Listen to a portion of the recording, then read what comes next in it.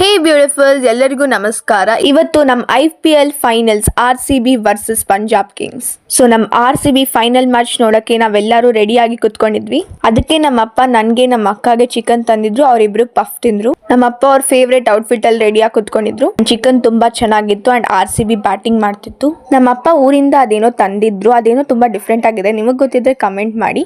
RCBದು ಒಂದೊಂದೇ ವಿಕೆಟ್ ಹೋಗ್ತಾ ಇದೆ, ತುಂಬಾ ಬೇಜಾರು ಆಗ್ತಿತ್ತು. ಆಲ್ಸೋ ಪಟಿದಾರ್ ಔಟ್ ಆದಾಗ ಹಾರ್ಟ್ ಬ್ರೇಕ್ ಆಗೋಯ್ತು. ಸೊ ನೆಕ್ಸ್ಟ್ ಸಲ ಕಪ್ ನಮ್ದೆ ಅಂತ ಹೇಳಕ್ಕೆ ಮೆಂಟಲಿ ಪ್ರಿಪೇರ್ ಆಗ್ತಿದ್ದೆ. ಆದ್ರೆ ಜಿತೇಶ್ ಶರ್ಮಾ ಬಂದ್ಮೇಲೆ ಒಂದು ಹೋಪ್ ಬಂತು, ಈ ಸಲ ಕಪ್ ನಮ್ದೆ ಅಂತ. ಸೊ ಅದೇ ಖುಷಿಗೆ ನಮ್ಮ ಮಮ್ಮಿ ಮಾಡಿರೋ ಫಿಶ್ ಸಾಂಬಾರ್ ತಿನ್ಕೊಂಡು ಮ್ಯಾಚ್ ನೋಡ್ತಾ ಇದ್ವಿ. ಬಟ್ ಜಿತೇಶ್ ಶರ್ಮಾನು ಔಟ್ ಆಗೋದ್ಮೇಲೆ ನಮ್ಮ ಬೌಲರ್ಸ್ ಏನಾದ್ರೂ ಮ್ಯಾಜಿಕ್ ಮಾಡಬೇಕು ಅಂತ ಅನ್ಕೊಂಡೆ. So this is the first time ನಾನು ನಮ್ಮ ಅಕ್ಕ ಸೀಸನ್ ಫುಲ್ಲು ನೋಡಿದ್ದು.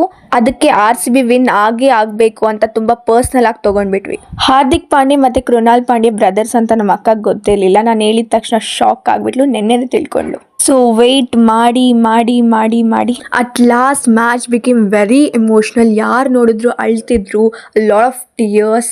So all the RCB fans were literally waiting ಈ ಸಲ ಕಪ್ ನಮ್ದು ಅಂತ ಹೇಳಕ್ಕೆ. ಇದು 1 year 2 years or 3 years ಅಲ್ಲ, it's literally 18 years and finally RCB won the match. Virat Kohli ಅಳದೆ ಎಲ್ಲರಿಗೂ ಹಾರ್ಟ್ ಟಚಿಂಗ್ ಮೂವ್ಮೆಂಟ್ ಆಗೋಯ್ತು. ಅಟ್ ಲಾಸ್ಟ್ ಈ ಸಲ ಕಪ್ ನಮ್ದು ಗೈಸ್.